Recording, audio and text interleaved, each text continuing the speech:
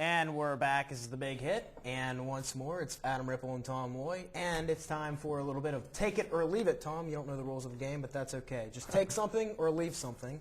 And let's begin. With Thanks. Okay. The Pittsburgh Penguins, 2 weeks ago when we talked about them, ranked 7th in the ESPN.com Power Rankings. This week, they are ranked 1st.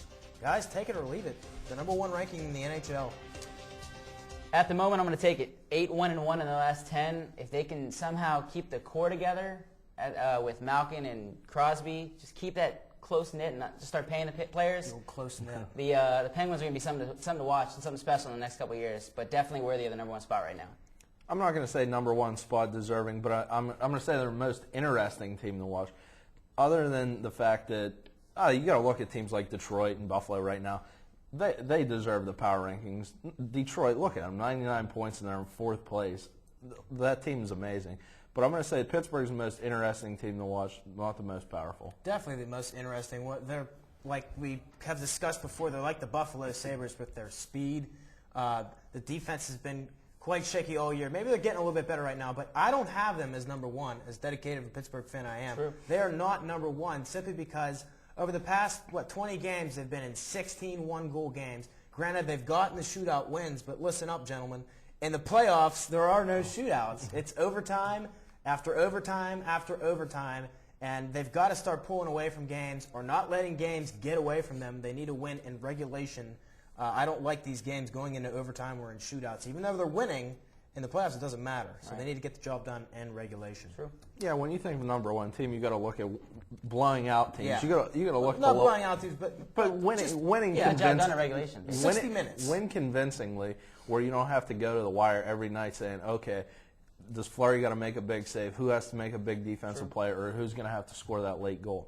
Yeah, the Pens they're coming through when they need to, but they're not getting it done, as I feel, in 60 minutes, and it's a 60-minute game. So we'll leave it at that. All right, more hockey. Chris Simon last week did a little chopstick action on Ryan Holwig. Got the biggest suspension, I believe, 25 games, but he didn't get criminal charges. Take it or leave it. Deserving criminal charges, Tom. Leave it. Holwig didn't even want to take this any further. He just wanted to leave it what it was. The suspension was fine with him. I think in that sense, since that's what he wanted, not a big deal. He was fine after. Just let it go. I'm going to leave it too. You got to leave this on the ice. You can't go and stretch this out into the court system. You got to leave it on the ice. That's where it belongs. It's the heat of the battle. Right after a hit like that, you're going to come back. I don't say it's the right thing to do, but in the heat of the battle, you're going to do some things that you don't expect to do. Simon himself said he was embarrassed and he apologized, so that's where it stays. It was brutal, and that's one of the things that we've seen the incidents before of years past, and it happened again with Chris Simon. And everyone around the NHL actually has a little bit of respect for Chris Simon, even though he is a dirty player. But Ryan Holwig took this with class. He said, let's move on. Mm-hmm. The suspension, one of the biggest of all time, was well-deserved. Ryan Holwig, once again, classy, took it well. He said, that's punishment enough. I don't think that the stuff that goes on in sports, in competition, should ever go to court Exactly. unless somebody died from Everything takes it. Everybody takes it well. All parties are good. Yeah. Just like Yeah, that. and he's losing a ton of money over this. Oh yeah. So even that's punishment. Plus, as it's going to affect this team if he even makes it in the playoffs, or they're making a playoff run. That's where it's going to hurt him the most. He's one of their most powerful players on that team, and he's well respected. He's an enforcer, and he can play some offense. He's well liked, so that's where he's going to be missed most. Yeah.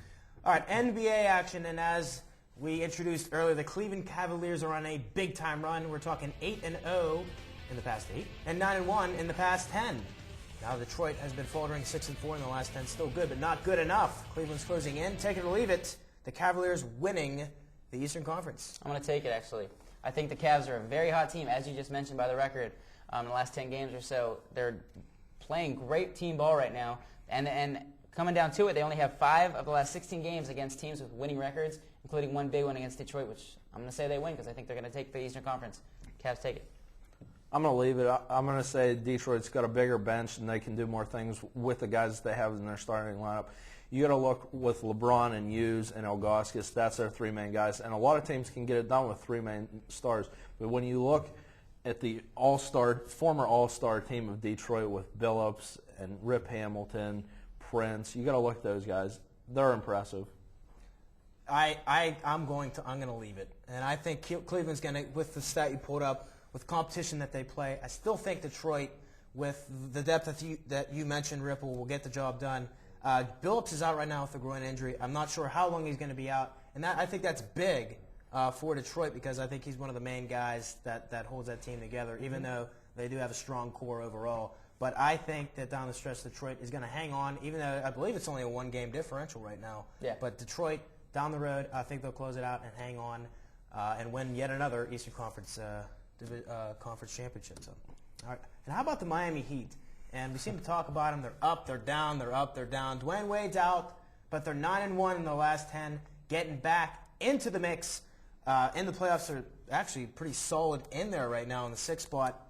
Dwayne Wade's been out, but they're doing fine.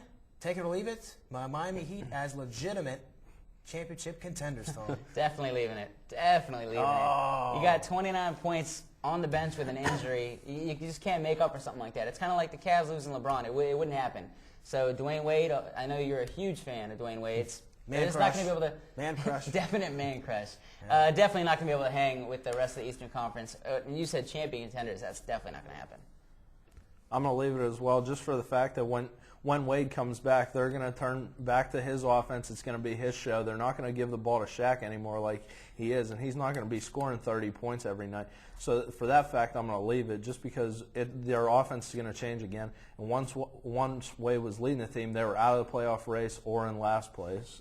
Well, think about it. Is their whole Shaq and Dwayne Wade and Pat Riley really haven't been together all year. That's been one of the main problems. Last year, it obviously worked out when all three of them were together.